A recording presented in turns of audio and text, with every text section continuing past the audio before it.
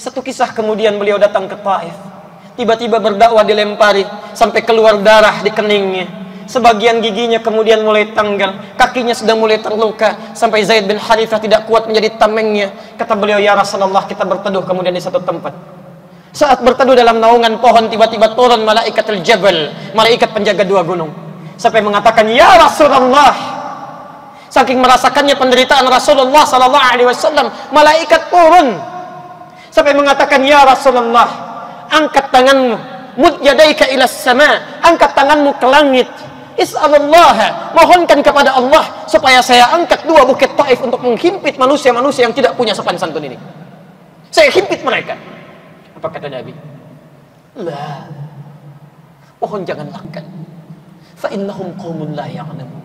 Mereka cuma belum tahu saja." Satu ketika dia adakan satu kenuri. Kenuri makan ramai-ramai, buat kenuri bakar daging unta. Jadi di sana tak ada lembu, masak unta, daging unta, bakar. Panggil sahabat main makan kenuri. Habis makan selera selesai semua. Tuan-tuan Nabi panggil masuk masjid semua untuk bagi tazkirah, nak tunggu masuk waktu semayang. Sambil-sambil nak tunggu masuk waktu, tazkirah dulu. Tadi makan dah kenuri, kenyang belakang lah. Jadi unta ni daging dia berangin. Maka dalam ramai-ramai sahabat yang duduk dalam masjid, mereka duduk dalam masjid, dengar Nabi bagi syarahan. Yang makan kenuri tadi, ada yang makan terlebih. Jadi bila makan terlebih ni, dia berangin. Dia kira nak buang angin lah. Dalam ramai-ramai sahabat yang duduk ramai-ramai, congested, dia penuh, dia padat. Seorang tu terlepas buang angin, dia kentut. Jadi bila kentut pula tak bunyi. Kentut tak bunyi ni, bokong ni. Dia kentut, hak bunyi tu tak bau mana? Pum bunyi. Tak apa, tak bau busuk. Hak tak bunyi, hak jenis pelan ni, keluar pun hangat ni. Allah, hak tu ke boleh tikam tu. Nah, jangan main.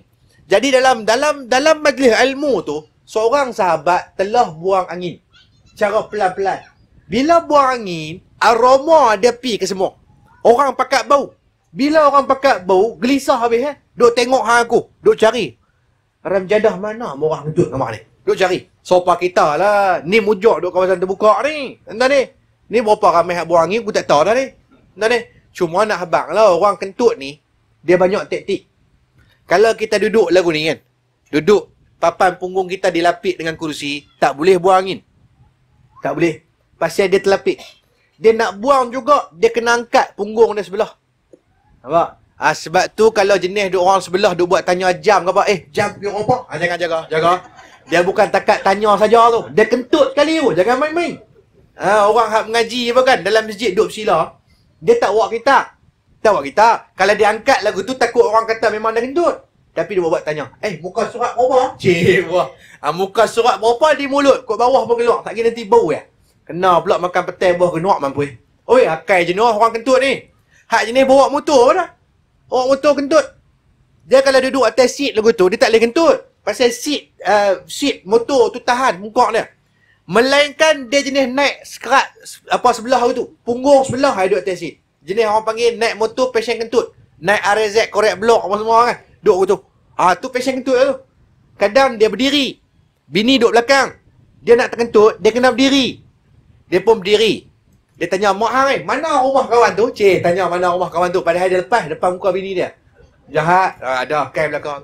Nampak? Seorang sahabat, dia kentut dalam majlis ilmu. Bila dia buang angin, tak dengar siapa yang kentut. Tapi bau. Bila bau, sahabat yang lain ni tak tahu, pakat duk tengok. Hang kentut bang. Hang jaga. Duk tuduh hang go kan. Tak selesa. Nabi duk di depan, Nabi tengok kelaku sahabat, Nabi perasan. Ada orang buang angin. Maka, saat lagi habis kuliah, nak bangkit semayang. Bila nak bangkit semayang, hak kentut ni, mesti kena bangkit ambil wuduk. Yang lain duk taram ni, duk cari. Siapa dia ni? Makrib sintuk mana ni? Buang angin, sedap sangat bau ni. Nampak? Duk tunggu ya ni. Saat lagi hang tengok nak semayang, mesti dia kena bangkitnya. Dia bangkit tu kita tahu, dia ni memang kaki kentut ni. Jadi Nabi tahu.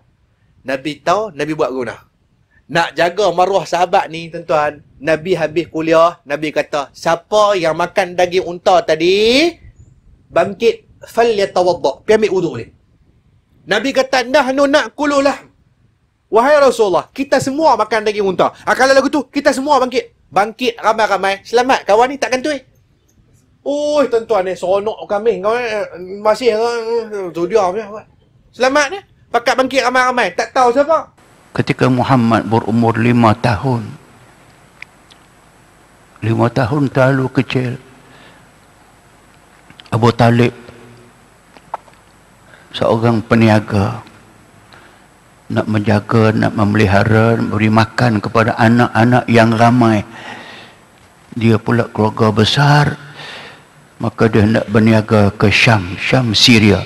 Syam pada ketika itu ialah istilah Syam itu mengandungi negeri daripada Lebanon, mari daripada Lebanon, mari ke Palestin, mari ke Iraq, mari ke Syria, Jordan, itu dia panggil kesemuanya Syam.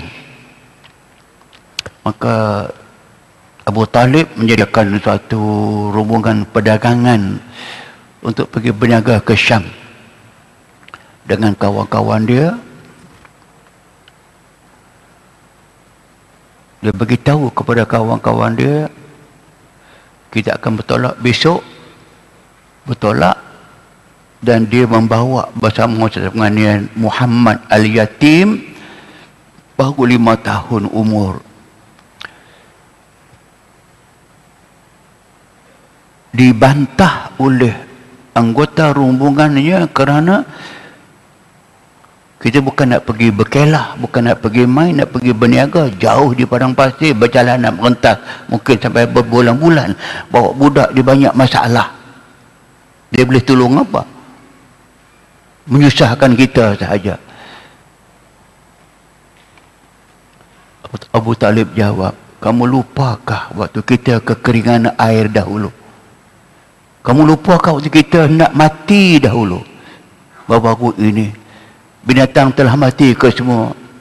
Kita minta air kan? Dengan apa aku minta air? Aku minta dengan kemuliaan mukanya. Aku harapkan kemuliaan muka dan dirinya. Bersama dengan kita, peringkaan kita ini akan untung dan tidak ada masalah. Baru orang tunduk. Oh, bawa budak 5 tahun merintasi padang pasir pergi ke Syam. Sepanjang perjalanan itu mereka dilindungi oleh awan hitam yang meneduhkan perjalanan mereka. Mereka berhenti, awan berhenti. Mereka berjalan, awan berjalan. Itu yang nak dikatakan, wa ma arsalnaka illa rahmatan lil alamin. Kami tidak utuskan kamu wahai Muhammad melainkan nak membawa rahmat kepada sekalian alam. Bukan orang Islam sahaja, tak Islam pun mendapat rahmat, atau binatang mendapat rahmat Allah Subhanahu wa taala.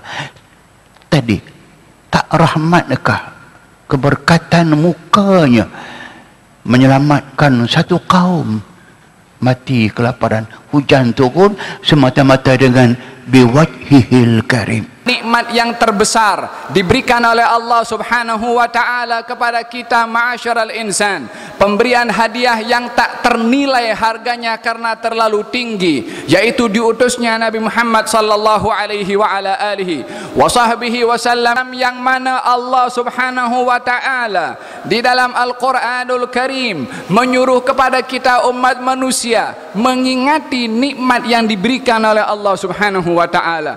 Terlebih khusus nikmat Nabi Muhammad sallallahu alaihi wa ala wasallam. Secara umum nikmat perlu diingati dan disyukuri, dan secara khusus yang Allah sebutkan dalam Quran, nikmat diutusnya Nabi Muhammad sallallahu alaihi wa ala wasallam yang perlu untuk kita mengingatinya. Allah berfirman dalam Al-Qur'anul Karim, wa'tasimu bihablillahi jami'an wa la tafarraqu wadhkuru ni'matallahi alaikum idh kuntum a'da'an fa'allafa baina qulubikum fa'asbahtum bi ni'matihi ikhwana. Berpeganglah kamu kepada tali Allah, wala tafarraqu, dan jangan kamu berpecah belah. Tali Allah adalah Al-Quran, tali Allah adalah Al-Islam, tali Allah adalah Nabi Muhammad sallallahu alaihi wa ala alihi wa sahbihi wasallam. Wala tafarraqu, jangan kamu berpecah belah. Wadhkuru, dan ingatlah nikmat yang aku beri kepada kamu, yang kamu dahulu saling bermusuhan, yang dengan nikmat itu kamu adalah menjadi bersaudara, saling kasih mengasihi. Nikmat apa yang dimaksudkan oleh Allah Subhanahu wa taala dalam ayat ini? Dengan apakah kaum muhajirin dan ansar saling kasih mengasihi, sayang menyayangi satu dengan yang lain, kalau bukan oleh kerana nikmat Nabi Muhammad sallallahu alaihi wa ala alihi wa sahbihi wasallam. Wadhkuru nikmatallah, ingatlah nikmat Allah, yaitu Nabi Muhammad sallallahu alaihi wa ala alihi wasallam. Id kuntum a'daan, ketika kamu berselisih, Allah satukan kamu dengan nikmat Nabi Muhammad sallallahu alaihi wa ala alihi wasallam. Kesatuan umat Islam disatukan oleh Allah dengan Nabi Muhammad sallallahu alaihi wa ala alihi wasallam. Nabi sayang kita. Nabi telah menangis untuk kita walhal Nabi tak kenal kita. Masa Nabi menangis untuk kita, Nabi tak kenal pun kita, dan kita tak lahir lagi pada waktu itu. Tak cukup itu, Nabi syafaat kita di yaumul mahsyar. Tak cukup itu, Nabi tunggu kita di mizan. Tak cukup itu, Nabi tunggu kita di titian sirat. Ada habuan pula telaga Kautsar. Cuma dalam akal kita perlu kita tanya, apakah aku orang yang berhak menerima ka'as itu ataupun kub itu, mangkuk daripada tangan Nabi kita Muhammad sallallahu alaihi wasallam, ataupun aku langsung tidak berhak menerima mangkuk yang berisi dengan air telaga Kautsar, yang mana orang yang meminum akan air daripada telaga Kautsar itu, apa yang dijanjikan kepadanya, iaitu mereka ini tidak akan dahaga abadan abada. Suatu saat Sayyidatuna Aisyah radhiyallahu anha, dia meminta kepada Rasul, "Ya Rasulullah, doakan aku." Kemudian Rasul sallallahu alaihi wasallam dalam sebuah riwayat, dia mendoakan kepada Sayyidatuna Aisyah, "Allahumma ighfir li Aisyah ma taqaddama min dhanbiha wa ma ta'akhkhar wa ma asarrat wa ma a'lanat." Ya Allah, ampunilah kepada Aisyah dosa-dosa yang sebelumnya, yang sesudahnya, yang dirahasiakan, yang diungkapkan. Kemudian fadhahikat, senang Sayyidatuna Aisyah radhiyallahu anha ketika Rasul mendoakan doa tersebut. Kemudian Rasul bertanya, apakah benar kau gembira dengan? Bagaimana aku enggak gembira wahai Rasulullah dengan doa semacam tadi? Kemudian Rasul bersabda, itulah doa yang aku doakan kepada umatmu ba'da kulli salatin. Terbayangkan, itulah doa yang aku selalu doakan kepada umatku ba'da kulli salatin. Bayangkan. Sekarang pertanyaan sederhana, kalau begitu perhatiannya Rasul sallallahu alaihi wasallam kepada umatnya, kita sekarang sebagai umatnya, berapa kali selama 5 hari ini kita bersalawat kepada baginda Rasul sallallahu alaihi wasallam? Kalau hanya selawat 10, 20, 100, 200, bahkan hanya angkanya ratusan, kecil itu. Artinya tidak sesuai dengan perhatian Rasul sallallahu alaihi wasallam kepada umatnya, yang mendoakannya ba'da kulli shalah, seperti yang didoakan Rasul kepada Sayyidatuna Aisyah radhiyallahu anha. Allah utus Nabi kita Muhammad, utitu jawami'al kalim. Allah beri kepada aku jawami', susunan kata-kata aku penuh dengan makna, tak terkeluar daripada tujuan, tak boleh masuk barang yang tidak ada kena-mena dengan apa yang aku nak kata.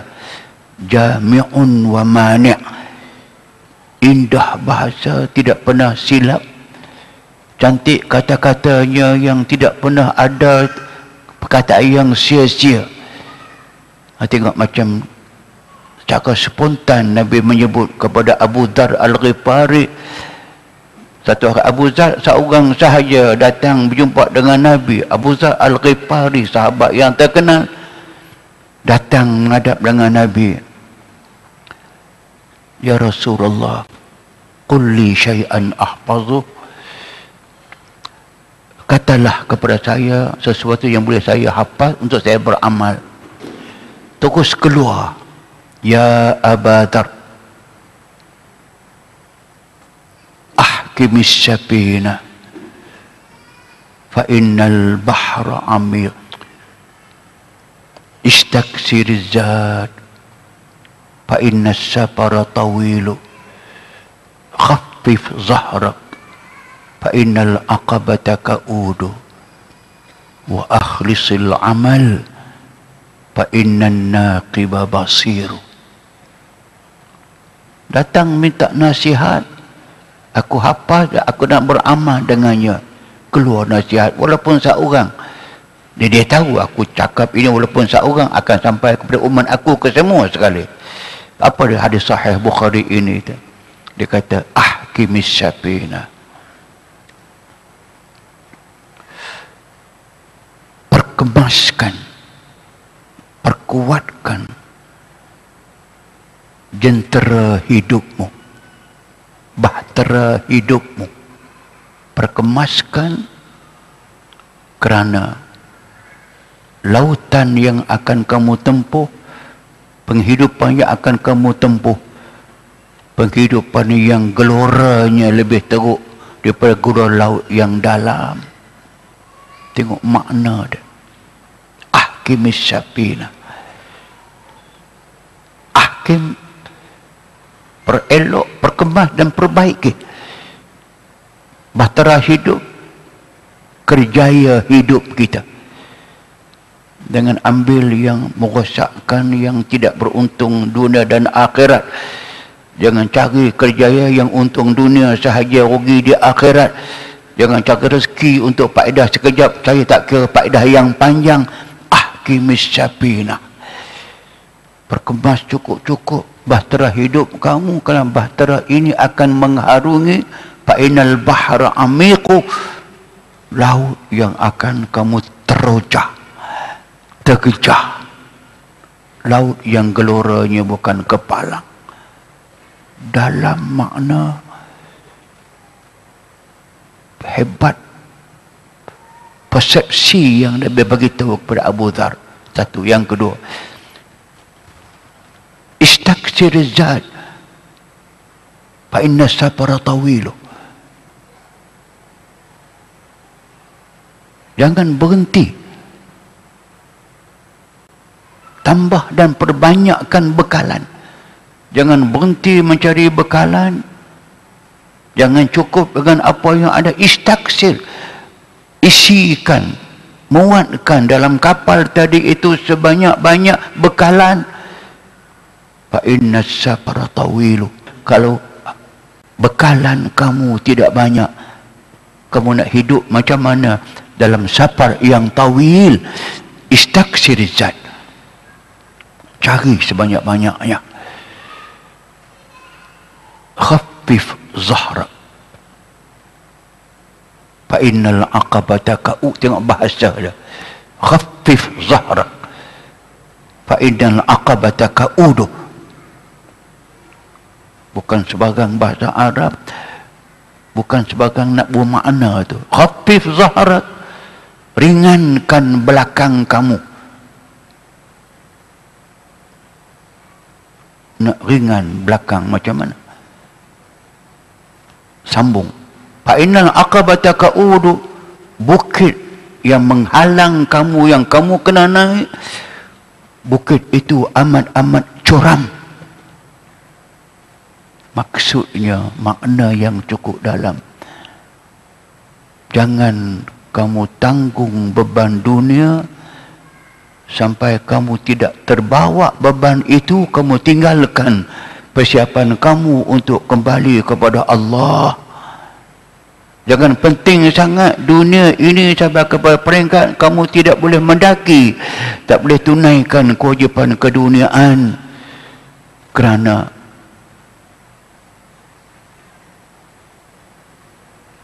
ridha nas ghayatun la tudrak. Kamu nak cari keredaan manusia kepada kamu, buat apa pun orang takkan reda. Cari reda Allah.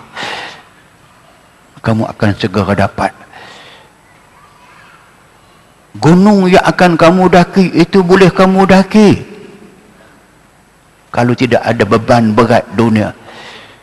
Kamu isikan, buang beban dunia, kamu isikan dengan bekalan akhirat, dengan takwa kepada Allah Subhanahu wa taala, kamu akan berjaya mendaki gunung yang tinggi ini insya-Allah. Yang akhir kata dia, akhlisil amal fa innan naqiba basiru. Kamu ikhlaslah dalam segala amal kamu. Ikhlas dengan makna kita tunaikan kerana Allah, serah kepada Allah. Kita reda dengan Allah, buat baik, Allah bagi jahat pun tidak mengapa. Reda, kerana ada hikmah. Buat baik, balas sikit pun kita terima, tidak mengapa. Kita ada qanaah. Buat baik, balas dengan banyak pun kita syukur Allah Subhanahu wa taala. Pasal fa innan naqiba basiru. An-naqib al-fahisu ad-dabitu dabtan tamman. Makhluk yang akan memeriksa segala amal kamu, yang akan menghisapkan segala pahala-pahala kamu. Basiru, dia tahu daripada dunia sampai kepada akhirat, tahu luar sampai ke dalam, tahu dia sampai kepada akhir. Basiru, dia melihat segala-galanya. Setelah 3 tahun berdakwah secara rahsia, secara sembunyi-sembunyi, Allah arahkan, wahai Muhammad, sudah mula untuk kamu berdakwah secara terang-terangan. Yang ni lagi mencabar. Macam mana Rasulullah dan pasukan umat Islam yang berjumlah berapa puluh orang saja ni, 3 tahun tu hanya berapa puluh orang saja, nak berdepan dengan sebuah kerajaan dan sebuah negeri yang agama dia bukan Islam. Nak berdepan dengan sebuah pentadbiran, dengan sebuah kerajaan, keseluruhan anggota kerajaan ketika itu bukan Islam. Macam mana nak buat ni? Nak buat ataupun tak mau buat, macam mana nak buat, mesti berdakwah, kerana itu adalah arahan daripada Allah. Nabi berdakwah di kota Mekah 3 tahun pertama, Nabi berdakwah secara sembunyi-sembunyi. Maksudnya tak buat naik banner lagi, tak ada ceramah di tempat umum, macam itulah. Tak.